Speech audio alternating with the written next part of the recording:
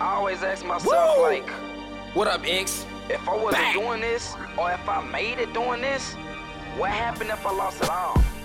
What up? You already know who it is, Young Rocky. You know what I'm saying? Starstruck Gang, bang, checking in with your boy, JHarperFilms, shout out. Bang. Houston, Texas, Third Ward, Houston, Texas, born and raised. You know, there's not too much I can say about Jared Ward because that's like the heart of Houston. Anybody who ever been there knows that that's the heart of Houston. Like I can't really speak up on it. It's like you gotta be a part of it to know exactly what just ripping Third Ward mean, or you know, just being a part of the whole little culture or whatever like that. We the heart, like we in the middle of everybody, all the hoods, all of, you know, the cities, the suburbs, and all that shit.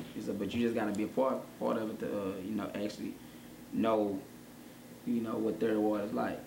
So, actually, Tupac, you know, when I first heard him when I was younger, I believe I was like 5 or 6, and I heard my first Tupac song, and it was what is it, Holla If You Hear Me. And you know, I'm just jamming. I'm like, man, who is that? I didn't know nothing about nothing, but I just know that at that moment of time I wanted to become a rapper, and I was like, who is this dude? So, you know, it just stuck with me or whatever. And I used to write at a young age. Like I used to see my older brother write poetry, and I was writing poetry, and it just somehow stuck with me after all these years.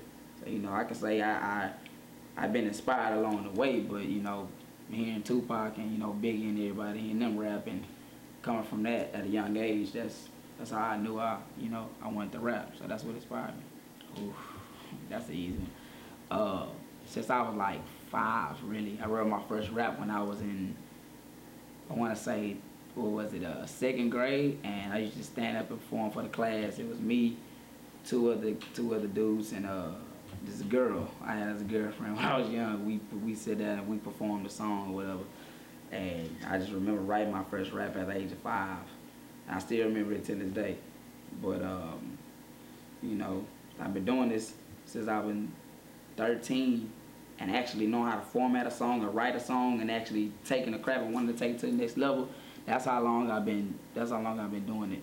Like since I was 13, like literally since I was 5, but since I was 13, actually knowing and grabbing the concept of music. So, you know, it's just, like I said, after all these years, since I was 13, everything, the way I think, my personality, and I can't, like, I feel like I'm like a triple threat. See, a lot of people don't know that I don't just rap, you know what I'm saying? I dance, I act, I'm funny as hell. Like, it's like, you can't, it's just talent everywhere. It's in my bloodline, you know? Can't nobody take that away from me. Like, I can dance with you in the club, you know, so I can get on your song and then turn up. I can get with a lyrical nigga and wax him, you know, so I can do all that. You know, it's really like nothing that I feel like I can't do. But that what separates me from the crowd is the image, the personality, you know, my voice for one. For 2, you know, I'm young. And then for 3, I don't make music, nor do I sound like nobody else that's out right now. That's something that I try to stay away from. Like, you know, you're going to always have some shit that sound like some shit, but honestly and seriously, I only think for myself and I do for myself. So I don't plan on sounding like nobody or even looking like nobody at all. So that's what separates me from the pack. Just my whole sound and what I'm bringing to the table. Everything. Like, I had it hard.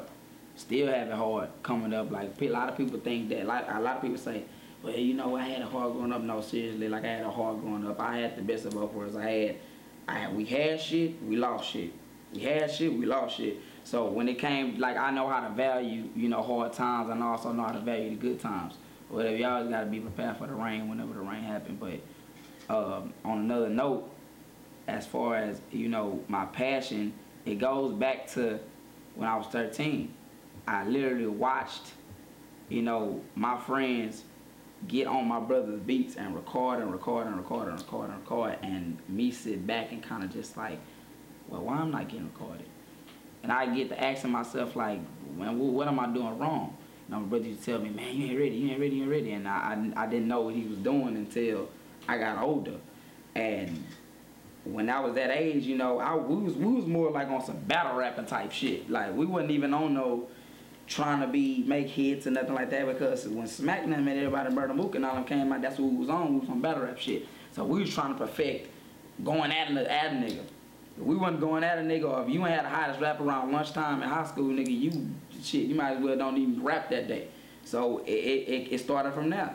And like I said, it's not that I was jealous cause my partners was getting recorded, but we talking about these niggas my age, they doing shows and everything. And I'm sitting in the background like, man, I know I'm better than my niggas, but I still want to shine with my niggas, but at the same time, it was like, damn, little old me, I'm getting thrown to the back of the bus, and I am the dude that brought y'all here, you know? But I ain't, like, at that, me being young, you know, so I expected for everybody to, you know, kind of look out for me. But I you know, like I said, I learned at a young age. So as far as me being passionate about my music, man, that'll never die. I tried leaving rap alone. I tried. It's not happening. I tried. I went against girlfriends. I went against mamas. I went against daddies. I went against family. You know, just one of them things to where the shit ain't gonna never leave me. I don't feel like it's gonna ever leave me. And shit, it's just something like this. This is what I feel like I was born to do. It's a dream of mine. That's what makes me so passionate. How do I feel about the rap game? Hey, you want me to be honest, or what you want me to do? You want me to be? Look, man, this is how I feel about the rap game. I feel like the rap game cool. I don't hate on nobody. I don't dislike nobody. Nothing like that. But what happened to niggas standing out? What happened to niggas actually putting a message in their music? What happened to a nigga making a party track to where, you know, it was, let me say this. If you listen to a song like Tupac Toss It Up, you know, niggas say, I'm finna make me a club song. And niggas say, oh, I'm finna do this party song. I'm finna do this dance song. How do you categorize music like that? Like, what's a party song? What's a fucking dance or what's a club song? Because niggas is playing Toss It Up, niggas are playing I Love It When You Come and Pop. Is that club music? You know, is that party music? What is that? Or was that man making classic music to where a broad variety of people could listen to his music and not just club off of it? So when I think about, you know, the game now, it did, like I said, man, people do a lot of corny shit. Like, people follow the trends, man. Which is cool, you know, because you gonna need some trendy shit. I said trends and people follow my shit. But it has to mean something. If your trend don't mean shit, don't make it. You know what I'm saying? Like, niggas can make these dance music, party music, but at the same time, if you can make something where you can live the rest of your life off of it, then do it. You ought to feel right about it. But if it ain't right, don't do it, man. I just feel like the game kind of dry right now. And the niggas that's supposed to be on top, that's supposed to be doing their thing or whatever, I feel like a lot of niggas just playing with it. And niggas done got their money, and that's that, which is cool. Maybe I feel like that right now because I ain't got no money, but shit, the niggas ain't hungry no more. I just feel like niggas ain't hungry. Like, you had niggas like, I remember when Cassidy first came out. Cassidy, you know what I'm saying? Still to this day, you put that nigga on the track, he murdered some shit or whatever like that. Meek Mill, he one of the hungry niggas. You know what I'm saying? Like, the whole, I don't care what nobody said about Young Money. Young Money, them niggas is hungry. They ain't gonna forever be hungry.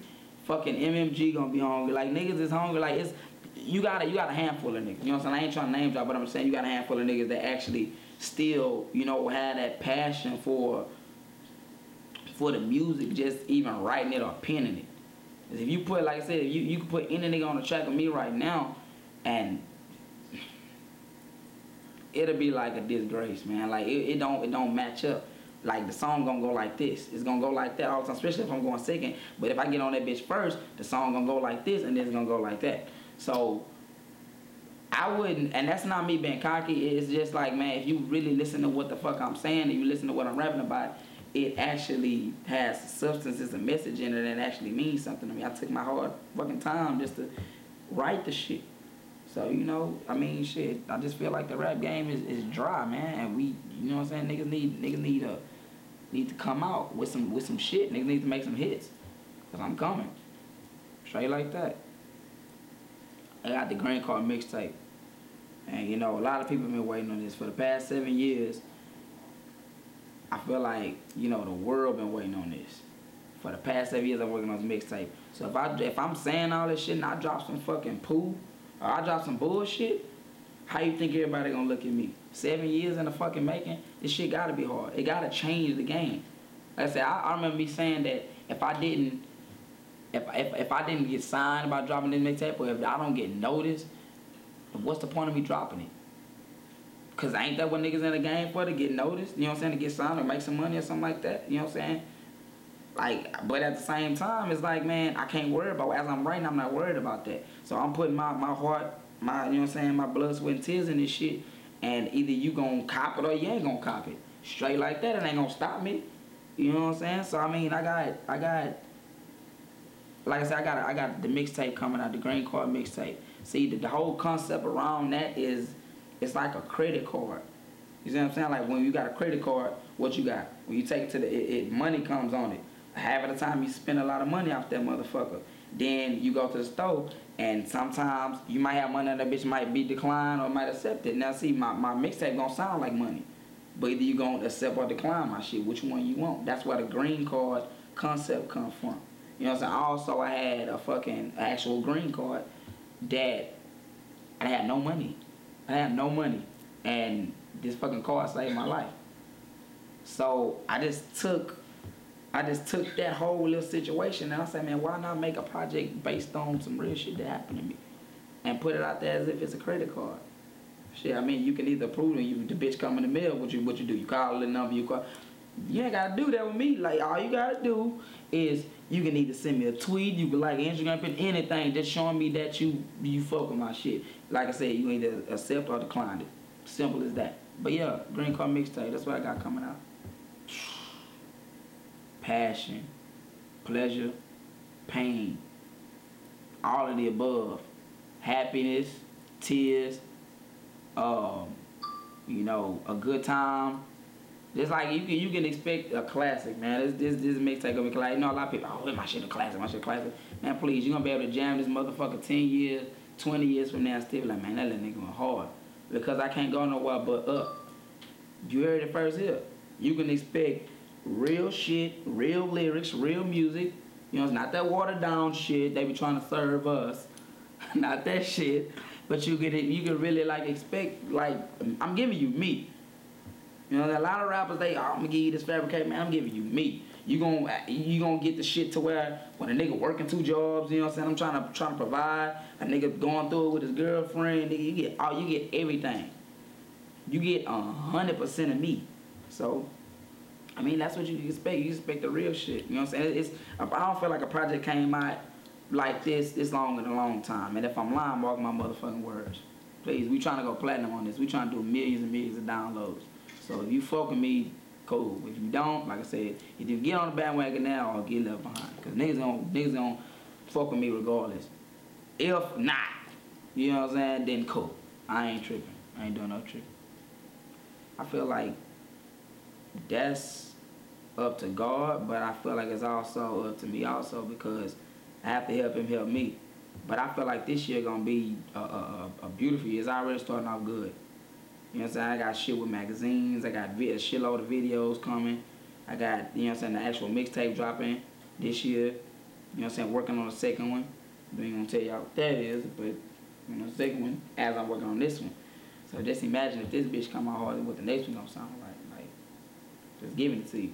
But this year for me, it's gonna be a big year, man. I'm gonna try my best to change my life, change my situation. Help God help me. That's all I can do. The way I feel about the rap game in Houston is, like, what game? What game are we talking about? We talking about the game where all the niggas that's on hang together. We talking about the underground game. We talking about, you know, with the niggas that got, you know, niggas that put money behind them. What we talking about? Because when you say Houston rap game, I think of the SUCs and the you know, the UGKs and the Thuggers and, you know, Paul Walls, everybody, the Chameleon. That's what I think about Houston game, because right now, you know what I'm saying, you got young niggas coming up. I don't discredit nobody. I don't want to make it sound like I'm just trying to, you know, talk down on people, but at the same time, dog, half of these niggas can't even fucking rap. And, you know, it's not about what I learned, too. It's not about who can rap no more. It's about who got that grind. It's about who got the whole package. Like take a nigga like me, for instance. I got the image.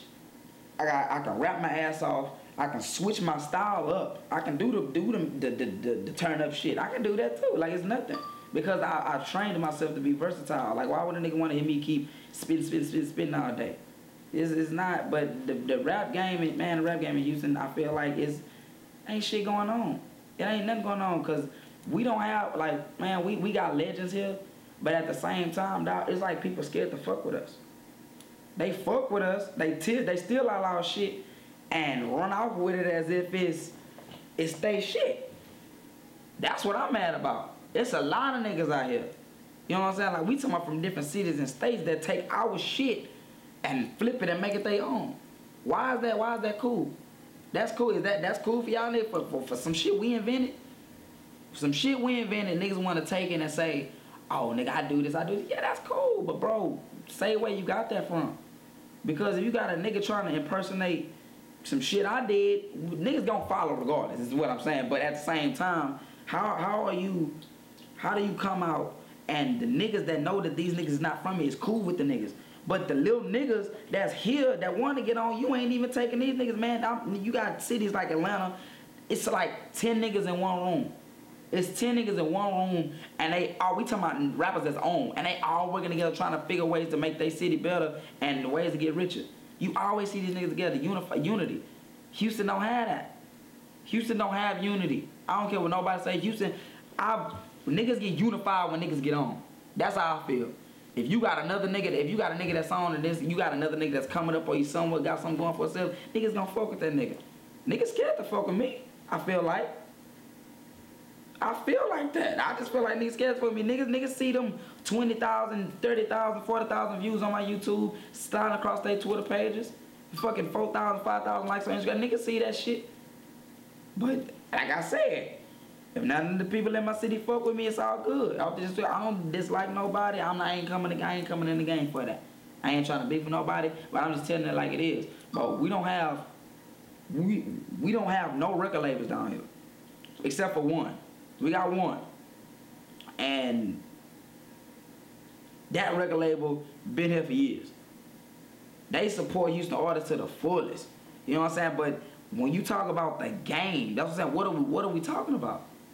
Are we talking about underground? Are we talking about niggas that sign? Are we talking about niggas that's coming up? We talking about niggas that got money put behind them? What are we talking about? Because no nigga put money behind me but me. You know what I'm saying? No nigga help me write my shit but me. No nigga record me but me. So as far as the game go, you know, you got niggas say, oh man, we need to do something with Woom. Why would I waste my time doing something with you? Well, how can I benefit off of you? It's how I be looking at this shit. And that's why the game is so fucked up, because we think like that. How can I benefit off the next nigga? How can this nigga benefit off me? Oh, if I fuck with this nigga, then, oh, well, this nigga got money, so I'm gonna go fuck with this nigga. Oh, I'm gonna go grab the hottest nigga and go put this hottest nigga on my song. Why the fuck would you grab a nigga that's already on? That's not bringing no shade to your project. Cause these same niggas that's on, they put their self on back in the gap. They put their self on. So when you get little niggas like us, when we coming up, half of them niggas don't respect that shit, half of these niggas not gonna respect that shit. I am a Houston artist. People think I'm from New York by the way I sound. People think I'm from Cali by the way I dress. Like, that's just me. You know what I'm saying? I'm not trying to be like these, you know what I'm saying, like the nigga. I don't rap about swingers. I got a song like that, but other than that, you know, it is what it is, man. Can't say too much about that. Yeah, what happens when it fades? Yeah, I dream big like my hair hurting. Shit. Talk money in first, second, and third person. Shit. Reason being I'm on my job and I stay working. Cause in this life don't shit come to a lazy person. Niggas try to copy my style. Yeah, I'm donating my fresh, let me pass it around. And when you coming up, they wanna pull you back down. And if you smiling too hard, they love you more when you frown. Yeah, fuck friends, I'm in this shit alone. It's all good when you cool, but then they run alone. They get jealous, your status change and you putting on. Get to acting Hollywood and don't answer the phone. It's funny but never stopping money. I use this shit as motivation.